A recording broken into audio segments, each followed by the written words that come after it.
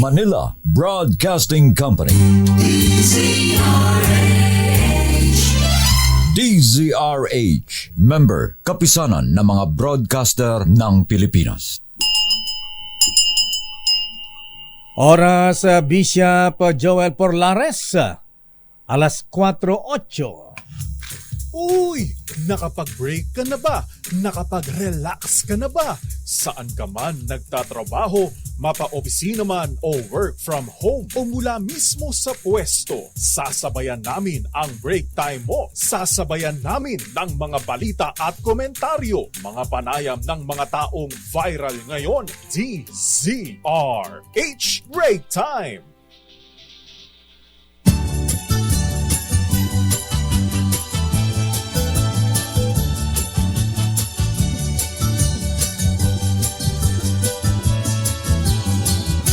Feliz Navidad, Feliz Navidad, Feliz Navidad, prospero año y felicidad.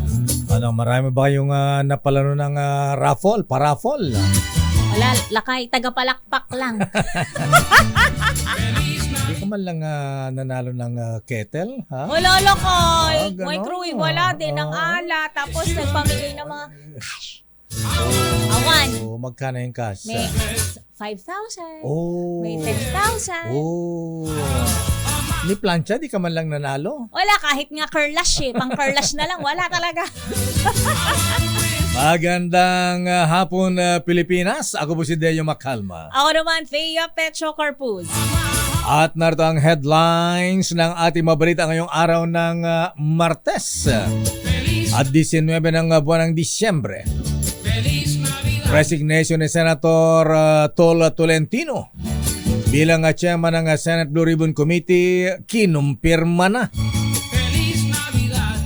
Kongreso magiging bukas sakaling ipagharap ng impeachment complaint si Vice President Sara Duterte ayon kay Speaker Romualdez. Abangan nyo yung belt ni Inday. Baka may ma-impeach naman presidente. Naba, Kamara de Representantes hindi na mapipigil sa charter change. Pagtalakay sa Chacha, uunahin daw sa pagpasok ng bagong taon na 2024. strategy ng Pilipinas laban sa pambabraso ng China sa West Philippine Sea, babaguhin diplomatic efforts mistulang hindi na epektibo ayon kay Pangulong BBM. Araw ang kaso naman ng COVID-19 sa bansa, tumaas ng halos 50%. Iligal na paputok nanganganib na lumaganap kapag ipinatupad ang firecracker ban ayon sa grupo ng mga manufacturer ng paputok. Tigil pasada naman ng piston at manibela kinantsawan ng MMDA. Hindi raw sila nababahala kahit tumagal pa ang ng isang taon ang kanilang transport strike. Dalawang kontrobersyal na programa ng SMNI sinuspindi ng MTRCB. Samantala pagkamatay ng veterano aktor na si Ronaldo Valdez, nanatiling mahiwaga. Ba't hindi ba sila kumbinsido na siya ay nagbaril sa sarili? Makasama sa bahay na aktor isinalang sa paraffin test. Hilagang kanluran ng China niyanig ng malakas na lindol, 116 patay. Death toll pinangangambahan na tumaas pa. Samantala kinumpirma ni Senator Francis Tol Tolentino na magre-resign na siya bilang chairman at miyembro ng Senate Blue Ribbon Committee.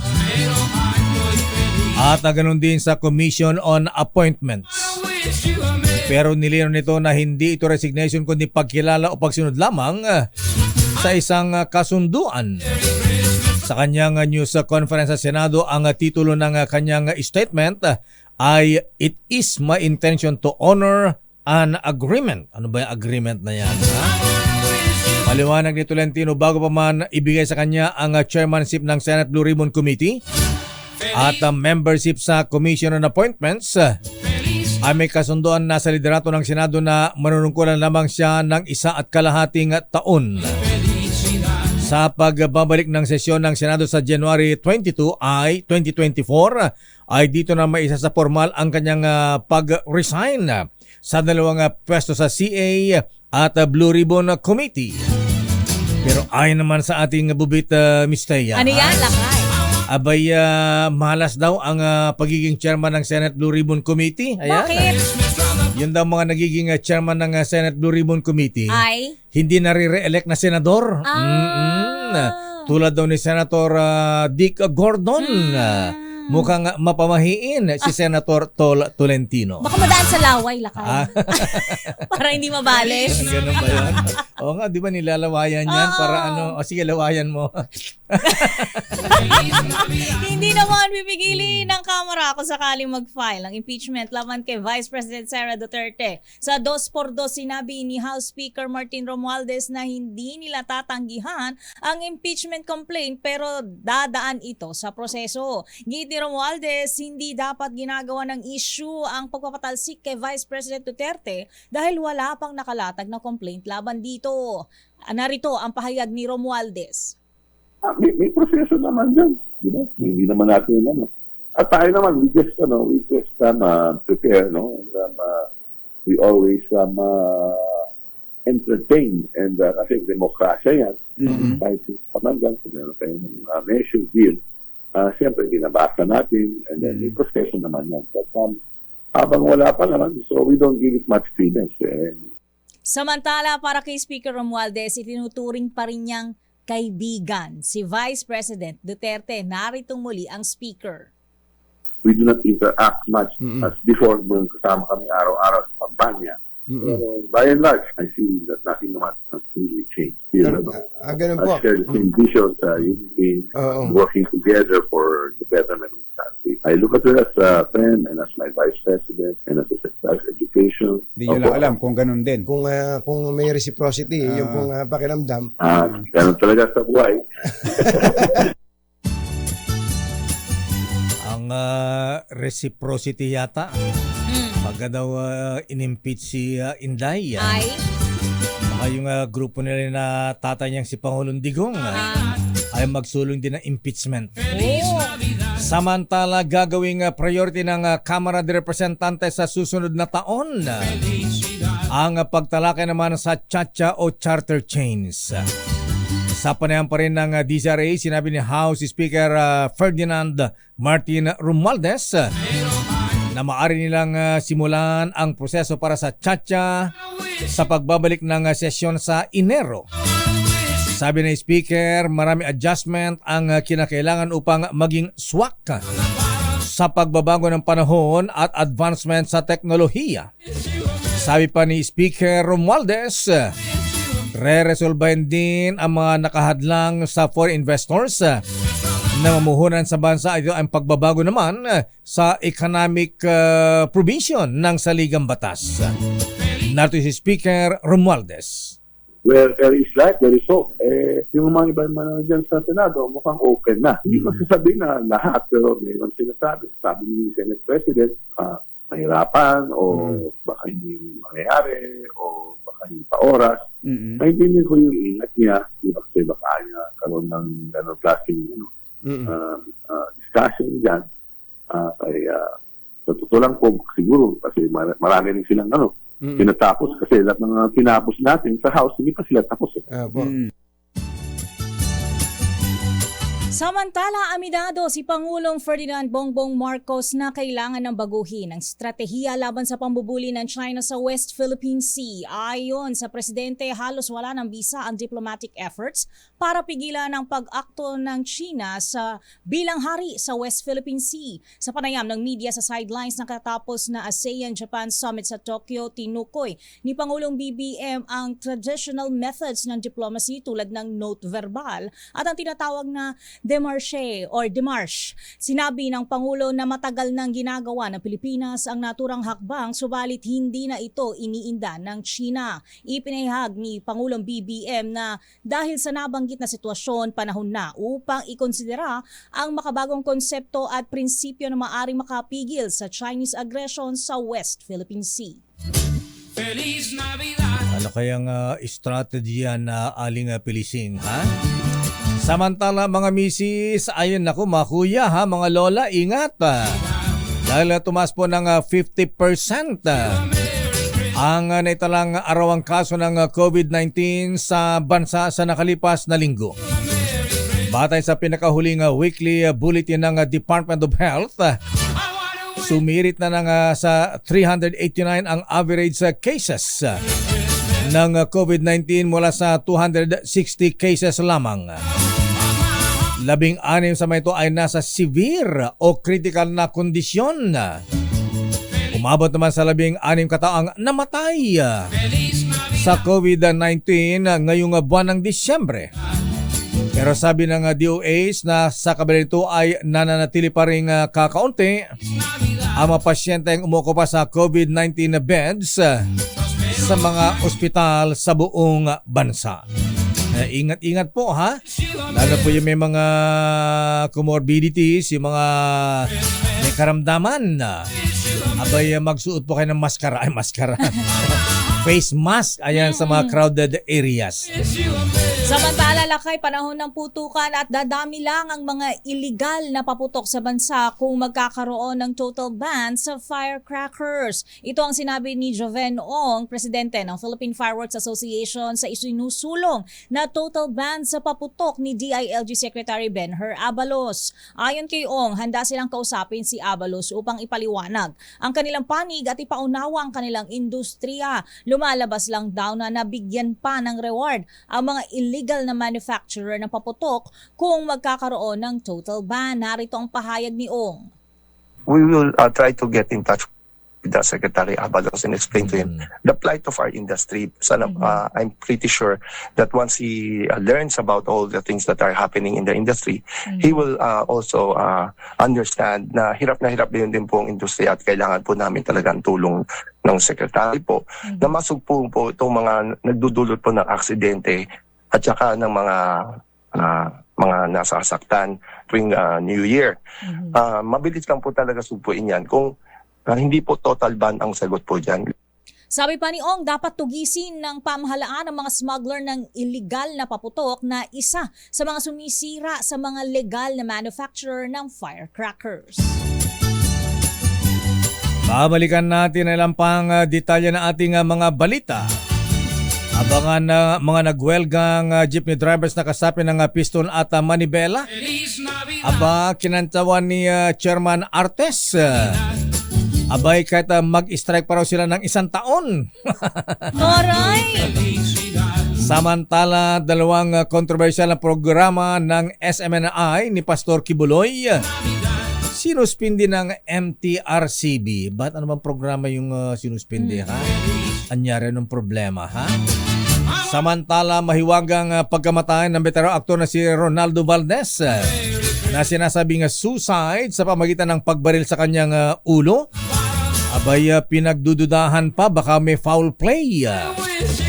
At malakas na lindol tumama naman sa China mahabigan. 116 katao ang namatay at pinangangambahang tumaas pa. Ano kayang magnitude yung lindol na yon, ha? Ang detalye po na mabalitang yan sa ating pagbabalik sa ating palatuntunang Break Time. RH Break Time. Oras sa Mr. Michael is my guy, Kuyang Chester Gans ng NBI. Abay, birthday boy, Mr. Cesar Lee. Oras ganap ng alas 4:22. Sorry, wala kasi akong kaya ibigay sa'yo, kundi Christmas card. Pero di bale, andito naman ako, di ba? Mas mahal mo ako kaysa sa Christmas card, di ba? Pero meron pa akong isang regalo sa'yo, ibubulong ko sa'yo. Do you know that I love you very, very much? That I'll wake on Christmas morning and find my stockings filled with you.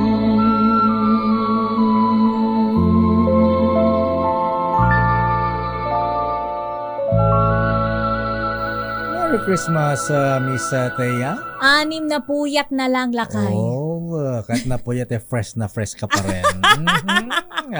At sa mga brethren sa Jolly Bugarin, Masonic Class number 468 Rico J, hindi Christmas card ang ipinamigay nila. Ano, Lakay? Namigay sila kasama ang mga taga-Philippine Information Agency. Abay sina Deputy Director Jojo Yap, Kuya Chester Gans. Abay namigay sila ng regalo. Ayan, sa mga cancer patients sa National Children's Hospital. Aba, ang Yay. gagaling. Gift giving doon kanina. Para yung mga nobilities din natin makuyang na mga masun sa Shriners. Abay sila din ay namigay po ng regalo naman doon sa mga indigent patients. Ayan, sa ward section doon sa East Avenue Medical Center. Mabuhay po kayo, mahuyang. Ang babait ninyo. Thank you. Samantala, balikan natin ang detalye ng ating mga balita.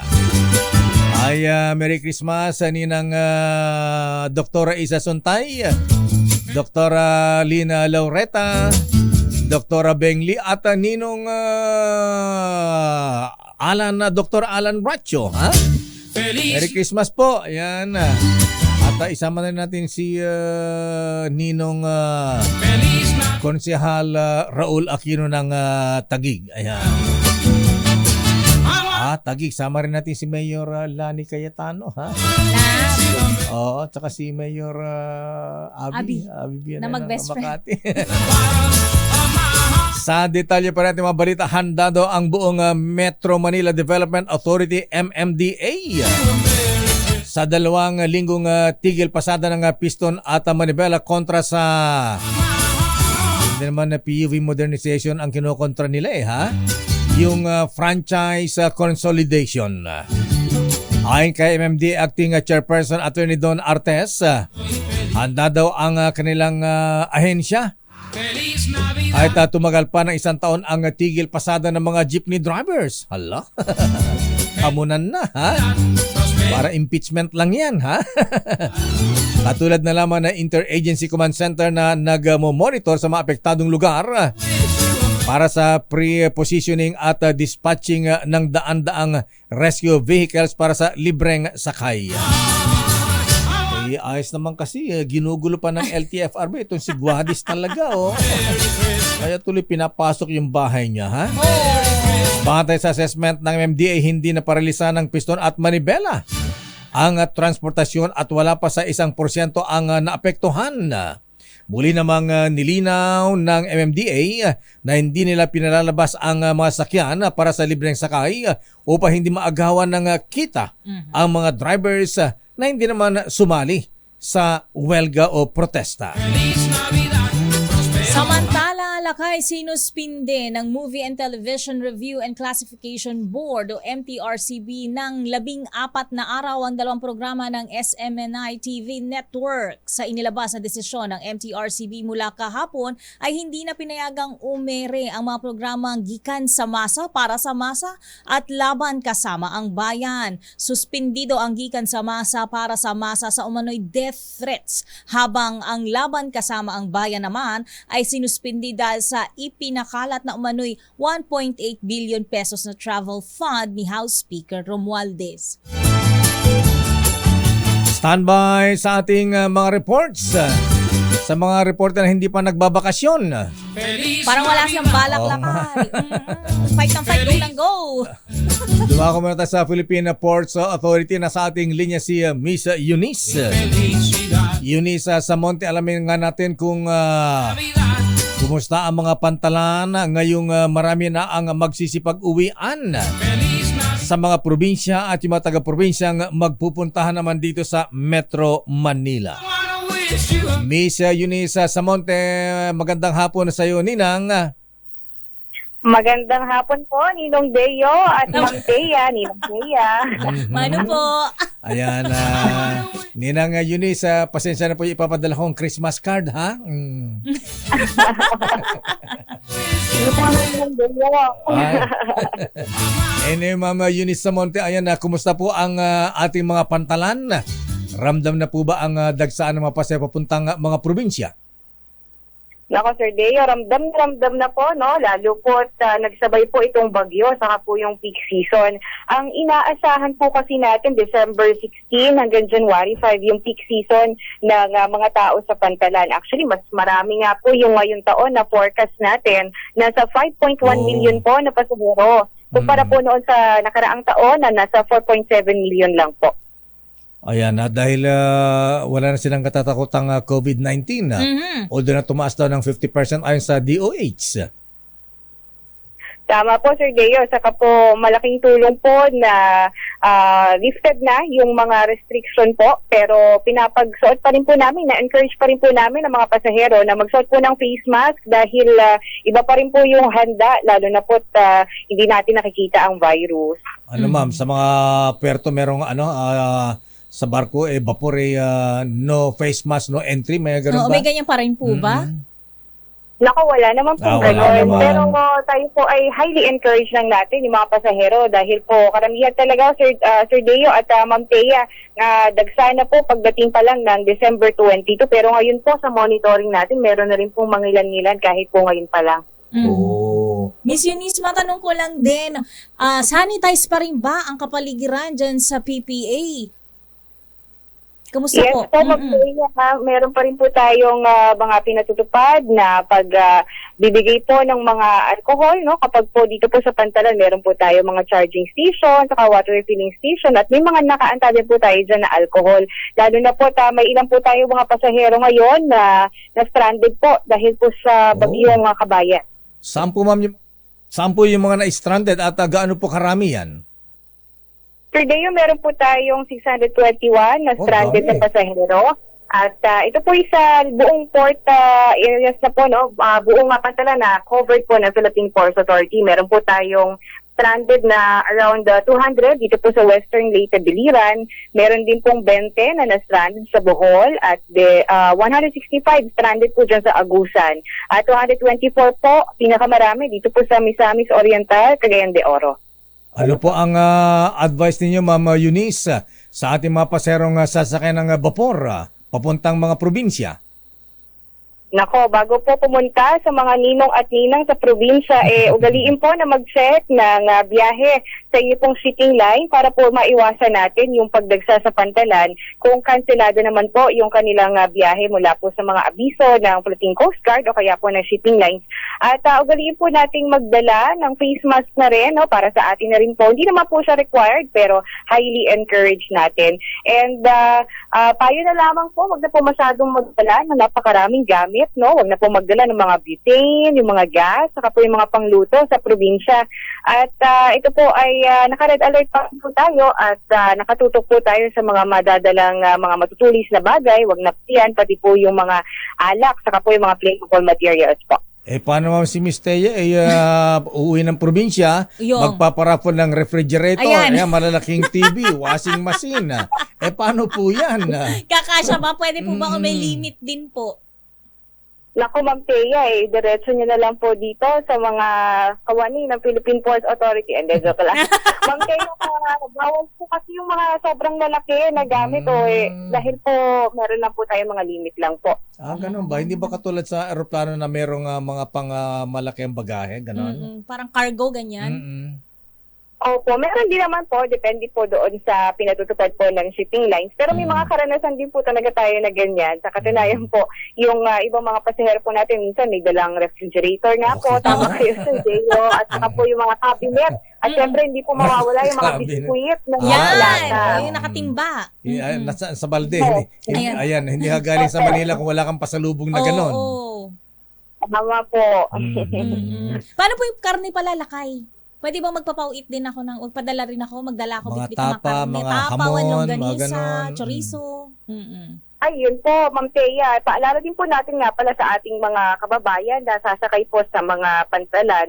Meron pong mga itinagbabawal sa ilang LGU. For example po sa PMO Batangas, sa Port of Batangas, bawal po yung mga pork products na papuntang Mindoro kasi po merong ordinance yung Mindoro na bawal po yung mga pork products sa kanila, bunsod po ng ASF. Ayun. So may mga nakukumpista po tayo ng mga marinated na barbecue na po, no? At saka yung mga tocino at mga pork products. So yun po, check muna po nila sa pupuntahan na LGU nila.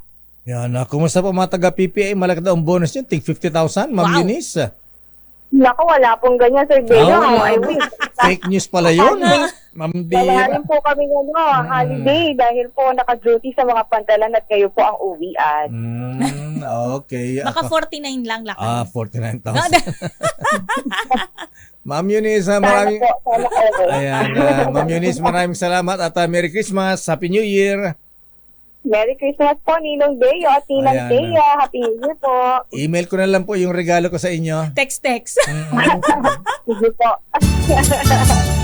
Ma'am Eunice Samonte, ang spokesperson ng Philippine Ports Authority. Samantala, hatawin natin ang mga reports mula kay Raymond Dadpas mula sa Kamara. Nakabakasyon na ba si reporter in Malacanang? Ha? Ano ba ang latest sa Malacanang? Gusto pa rin sanang makatikim ng libreng puto bongbong. Oo, tsaka bibingka lang. Ayan, oo. Masarap ba ang puto bongbong ni Presidente? Ayan. May kasabang kape at tsaka empanada. Yung tsokolate. Tsokolate. Ba yun, lakay? Yung binatikol ba yun? Oh, Tawag batikol. doon? Batikol. Ano tama ba? Batirol. Batikol. Sorry, batirol. Yung Batirol. the beat. Ayan. Oo. Meron mga ganyan Mr. President, pwede ako makipagsimbang gabi kasi open daw sa public ha? Oo, Ayan. wala ba limit kaya yung lakay? First 100, ganyan. Oo nga, ha? At hanggang anong oras yan? Pwede bang mag-overnight sa Malacanang? Oo, Ayan. para abot na abot ako sa bibingka tsaka puto bumbong lakay. Samantala, banta ng destabilisasyon. Hala? Totoo nga. Banta sa destabilisasyon. Naku, yun na nga bang sinasabi natin, aling pilising, ha? Abay, bantang destabilisasyon. At may kukurkuko ba, Julio Iglesias? Laban kay Pangulong Ferdinand Bongbong Marcos Jr., konektado sa issue ng West Philippine Sea. Naku, yun na ba sinasabi natin? Ano ba itong destabilisasyon, Raymond? Kasama na ba rito ang mga coup rumor o kaya impeachment din? Laban kay Pangulong Marcos pagka itinuloy ang impeachment? Laban kay Vice President Inday Sara Duterte Carpio? Sino may sabi niyan? Aris number 28, Raymond at Paas. Please come in, Raymond. Mayor Ms. Thea, konektado sa usapin ng West Philippine Sea ang bali-balitang destabilisasyon laban sa administrasyon ni Pangulong Bongbong Marcos. Ito ang paniniwala ni Senador J.B. Ejercito kasod ng mga reports na may mga dating opisyal ng militar ang hinihimok na sumama sa kudita. Sa kapihan sa Senado, sinabi ni Ejercito na dahil sa matinding gusot sa West Philippine Sea ay kailangan nilang gumawa ng ingay sa loob upang mawala ang ating atensyon laban sa China. Hinala ng Senador kumikilos ang China para pondohan at manghimok ng mga grupo na pagpakalat ng kanilang claim sa South China Sea at sila'y suportahan. Kasama na dito ang mga trolls na mga kakampi ni dating Pangulong Rodrigo Duterte na pabor sa China. Ganun pa man inabsuelto nito ang dating Pangulo sa anumang mga gusot sa politika na nangyayari ngayon sa ating bansa. Narito si Senador J.D. Ejercito Hindi malayo, as I mentioned earlier, because of the situation in the West Philippine Sea. So yung external natin, so that yung magkaroon tayo ng attention dito sa, kumbaga, makapunta yung attention dito sa internal, sa ginagawa nilang distaff efforts. It's not far-fetched that they are funded.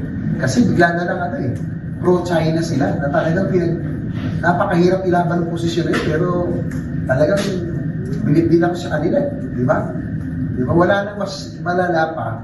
Sabi ko, wala nang mas malala pa. Doon sabi ko, sa mga tao kaya mo pag ibenta yung bayad mo para sa ita.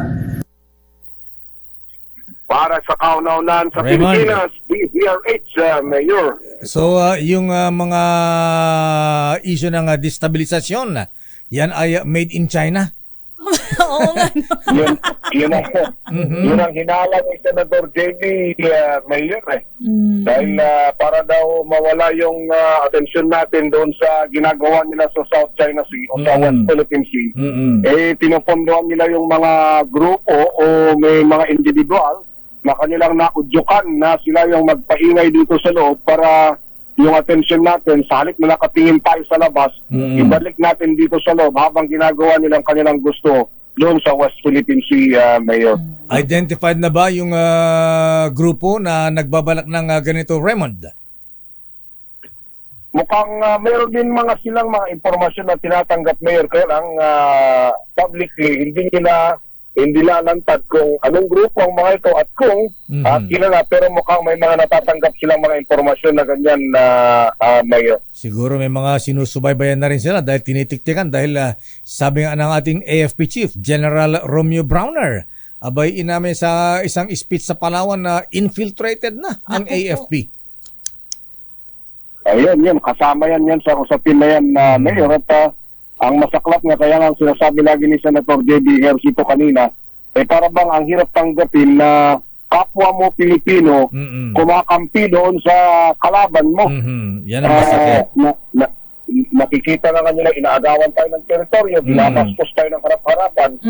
Sila pa yung kinakampihan at yung mga nagtatanggol, gaya nila Senate President Sumiri, Speaker Romualdez, sila Commodore Tariela at saka ni Defense Secretary Gibo Teodoro, sila pa ngayon ang inuupakan nitong mga trolls na mga ito na kumbaga kasama doon sa grand plan na guluhin tayo dito sa loob Mayo. Yung may tinatawag lakay na makapili. Parang ganyan ba yun? Parang ganun na nga. Ayan, oo. Anyway, sige, abangan na natin. Sana hindi naman at magpapasko. Ang bira naman away-away pa. Ayan, puro kasi politika. Ayan, anyway, maraming salamat, Raymond. So, kumusta ang pamasko ni Senator JB? Mabait man si Senator JB. Hindi yan, madaling kausap. Hindi katulad ng iba, madaling kausap pero mahirap hanapin. Ayun, yun nabanggit mo, Mayor. Nauna lang nagbakasyon. Mayor. Okay. Wala pang bakasyon, pero nakabakasyon na. Last day ngayon ng pasok sa Senado, Mayor, balik nila parang January 6 o January 8 na yata. Ang balik nila. Pero ang session, January 22, 2020 ang balik, Mayor at Kaya. Ayan. Kaya yung po mga naganap sa amin, recorded po itong balita namin. Recorded pero live. Maraming salamat, Raymond. Marig sa inyo, Mayor at Kaya. What is happening to our country, Mr. President? Sa iba pang mga balita, Ms. Thea. Suspensyon ng MTRCB sa 2 shows ng SMNI dapat noon pa. Sino nagsabi niyan? RH12 Milky Rigonan. Manang Milky. Long overdue itong reaksyon, Thea, at lakay ni House Deputy Minority Leader at ACT Teachers Party List Representative Franz Castro sa desisyon ng MTRCB na patawan ng 14-day preventive suspension ang 2 show ng SMNI. o Sunshine Media Network International. Ang kay Castro, kahit medyo huli na ang aksyon ng MTRCB, nagawa ng paraan para matigil ang red tagging, pagpapakalat ng fake news at pagbabanta. Ang ipinailalim ng MTRCB sa 14-day preventive suspension ay ang laban kasama ang bayan dahil sa fake news sa umano'y 1.8 billion pesos na travel fund. Ni House Speaker Martin Romualdez, nagkasanang investigasyon tungkol dito ang Kamara pero walang maipakitang ebidensya ang mga angkor na sina Jeffrey Celis at Lorraine Badoy sa kanilang alegasyon kay Romualdez, kaya napatawa ng mga ito ng kasong contempt at na-detain pa sa Kamara. Samantala, ang gikan sa masa para sa masa ay sinuspindi dahil sa naturang programa ay pinagbantaan ni dating Pangulong Rodrigo Duterte si Congresswoman Castro. Sabi ni Castro, marahil ito na rin ang simula para papanagutin ng mga taong nasa likod ng SMNI na anya ay sa red tagging at pagpapakalat ng mga mali at walang batayang balita. Para sa kauna-una sa Pilipinas, DZRH, ako si Neil Gregunan. Tuloy-tuloy sa pagbabalita, tuloy-tuloy sa serbisyo, sama-sama tayo, Pilipino. Maraming salamat, Manang Milky Rigunan. Babalikan po natin ilang pang detalye ng ating mga balita. Nagkaroon nga ba ng foul play sa pagkamatay ni aktor Ronaldo Valdez? Sana wag naman na, ano ha? Kapag bibintakan pa yung mga kasambahay, mga kasama sa bahay. Happy birthday muna kay Ninong. Mr. Cecily, happy birthday, bossing sir, ha? Abay, binabati kay ni Aling Baby. Ayan, si Joanne, si Mike, si Celine. At siyempre, binabati rin kay ni Dr. Alan Racho. At si Konsehal Raul Aquino ng Taguig City Hall. Happy birthday, Brad Justice Rudy Palatao. Attorney Remy Domingo ang RD ng Muntinlupa. At siyempre Mr. Alex Kapinya ng Sandigan 82 Association Incorporated. Happy birthday Kuyang Noel Pangilinan at Noel Antonio Banderas. At congratulations muna sa mga newly elected officers ng Dapitan Masonic Lodge number 21.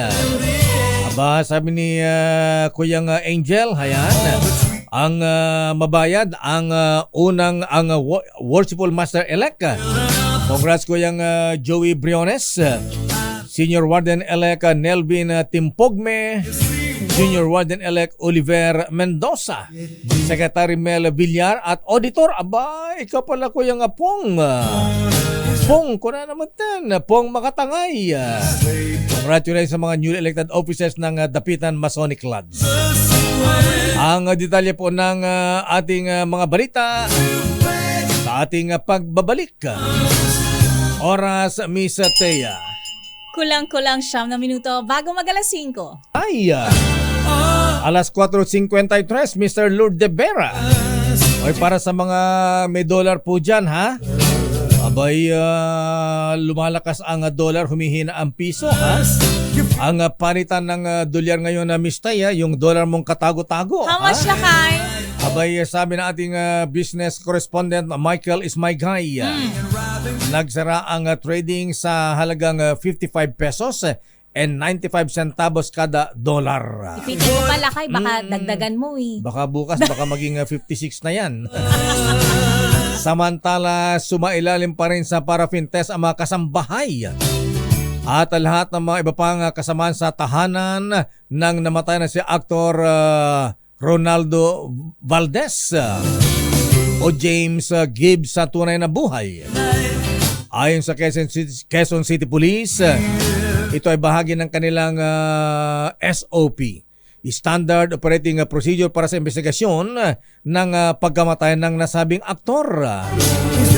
Batay sa report ng Quezon City Police, natagpo ang duguan sa loob ng kwarto sa kanyang bahay si Ronaldo Valdez kung saan nakita siyang nakaupo at hawak ang isang kalibre 45 na sinasabing ginamit sa pagbaril sa sarili sa pamagitan ng kanyang sentido. Samantala, umapila naman ang Quezon City Police sa publiko na igalang ang privacy ng pamilya ng aktor at huwag gumawa ng anumang espekulasyon tungkol sa pagkamatay ng nasabing magaling at veterano aktor na si Ronaldo Valdez. Our condolences po sa pamilya. Samantala, ito Lakay, magandang balita dahil nakatanggap ng MacBook Air laptops ang mga secondary, public school teacher at punong guro sa Bataan. Nasa 2,500 MacBook ang pamasko sa mga guro ng pamahalaang panlalawigan ng Bataan kahapon. Ayon kay Bataan Governor Joet Garcia, layunin nilang magamit ito ng mga guro sa SEPTO Learning Management System na magbibigay ng access sa mga mag-aaral sa learning materials ng mga guro. Ayon pa sa gobernador, nang galing ang pondo sa pagbili ng laptop sa Special Education Fund ng pamahalaang panlalawigan. Yan, mabilis-bilis Lakay para hindi masyadong nagahang. Hindi katulad ng mga binili noon sa overpriced. Overpriced na. Di pa nagana ng tama. Ayan yung pinagbibili ng DepEd noon. Samantala, nako, eto, Miss Thea, ha? Sa ating mga kapatid na LGBTQ. Pinaniniwala ang lilikan ng kontrobersya sa Roman Catholic Church ang bagong deklarasyon mula sa Vatican City. Ba't anong announcement ni Pope Francis? Ito ay matapos i-anunsyo ni Pope Francis na pinapayagan na ng simbahan ang mga pari na i-bless ubas-basan ang same-sex couples o ang ikinakasal na magkapareho ang kasarian. Wow! Bukod sa same-sex couples, pwede na rin tumanggap ng basbas mula sa mga pari ang mga tinatawag na irregular couples. Sa kabila nito ay niliwanag ng Vatican ang naturang aktibidad ay hindi bahagi ng regular na church rituals at walang koneksyon o kaugnayan sa kasal o civil unions. Sinabi sa deklarasyon mula sa Vatican na mananatiling solido ang paninindigan ng Catholic Church na ang kasal ay ginagawa lamang sa pagitan ng babae at lalaki. Sinabi pa ng Vatican ang desisyon na payagan ang mga pari na basbasan ang same-sex couples ay senyales na welcome ang lahat sa mata ng Diyos. Medyo magulo nga yan. Oo, may basbas pero hindi kasal Lakay, parang ganyan ano. Well, good news sa mga kapatid natin sa LGBTQ. Pwede silang magpakasal ng engrande. Ayan. At pwede silang magpakasal sa Manila Cathedral. Ayan, di ba? And now it will be known to everyone. Yes. Samantala, hinihili ng Metropolitan Manila Development Authority na palawigin ang operasyon ng mga tren ngayong Christmas rush. Ayon kay MMDA Acting Chairperson Romando Artes, nakikipag-ugnayan na ang ahensya sa tanggapan ng LRT at MRT para matulungan ang commuters na hirap sa pagbiyahe tuwing gabi. Bukod dito, layo nitong bigyan ng asistiya ang mga mamimili ngayong extended na rin ang operasyon ng mga mall hanggang hating gabi. Samantala, tiniyak naman ng MMDA na naka-full deployment na ang kanilang mga tauhan ngayong holiday season sa mga pangunahing lansangan para magmando ng trapiko. At magandang hapon kay Ninong Attorney Vladimir Amir Putin Pelaez Momo. Ayan, para po sa kanyang mga inaanak, ayan, i-text nyo na lamang daw po siya kung anong gusto yung Christmas gift. Ayan. Gusto ng laptop, cellphone, ano bang yung mahaling gadget sa mga bata? Tablet Lakay? Tablet tsaka yung which one? PSP? Ayan, PlayStation. Xbox? Ganyan. Talagang iba talaga galante ang Kuyang Amira Pelaez sa kanyang mga inaanak. Ganyan, Lakay ang naka-box? Yes. Naka-ribbon? Pila ko. Parang si Municipal Congressman Romeo Momo, na napakagalante sa kanyang mga inaanak at mga constituents. Ayan. Sana constituents tayo nila. Ano? Sana all Lakay. Samantala, magpapakalat naman ng 7,000 tauhan. Wow, kadami, ha?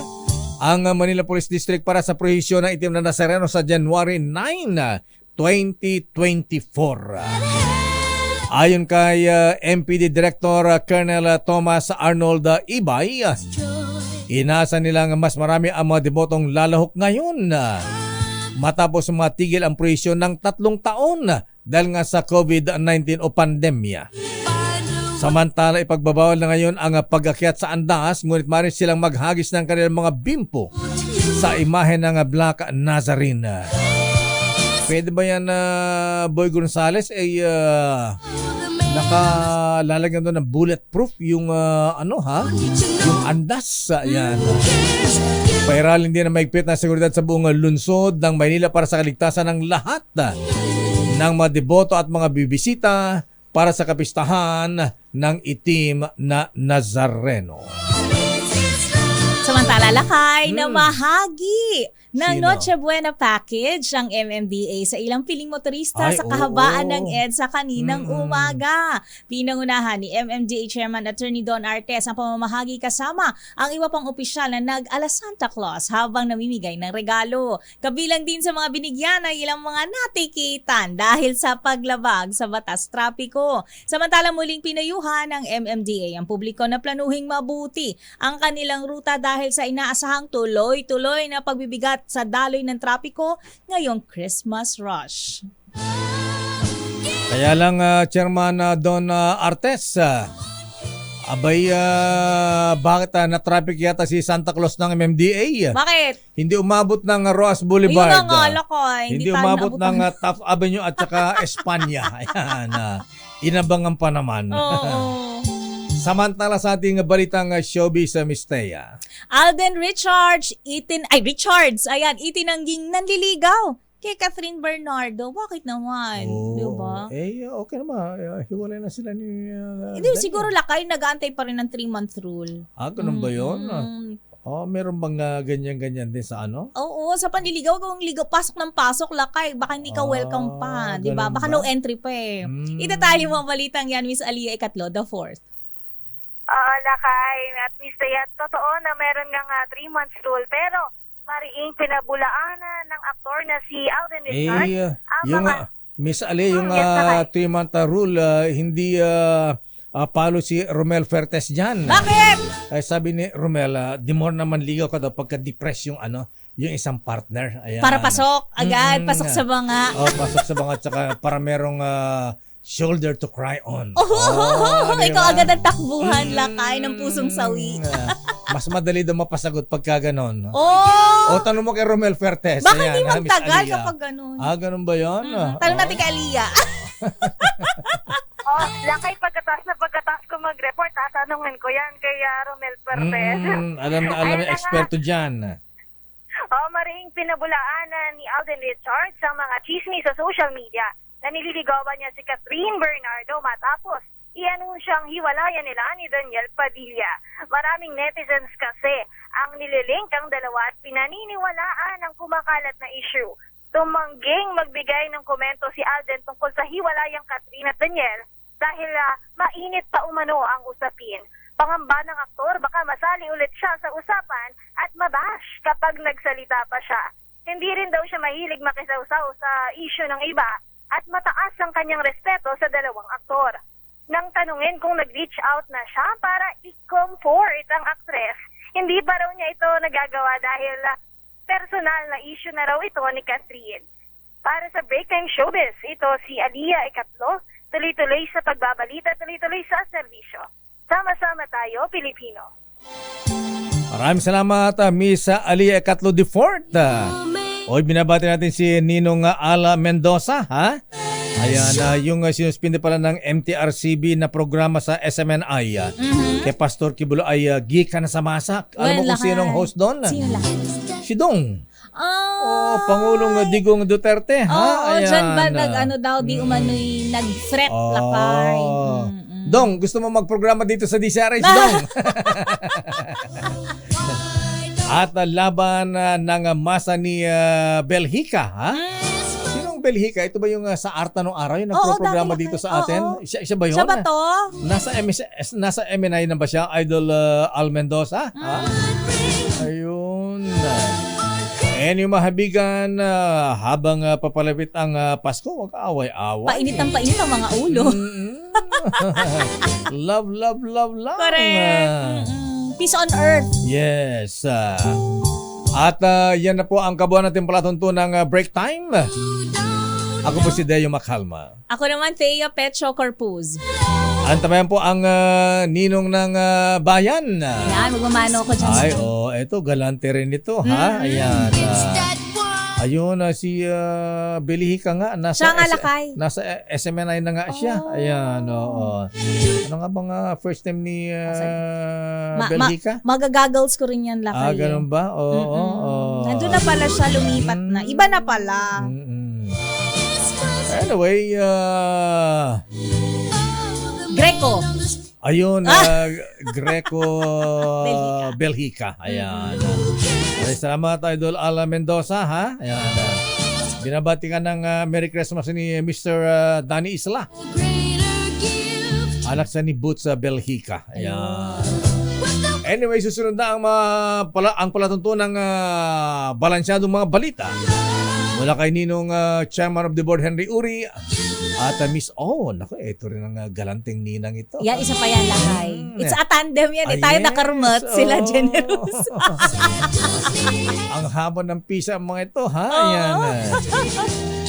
Mahina ang 1,000 sa kanilang mga inaanak dyan. Siyang tunay at ako'y makapagpapatunay lakay. Talaga, ha? Miss Karen Oyong. Bye-bye. Stay safe. And Merry Christmas.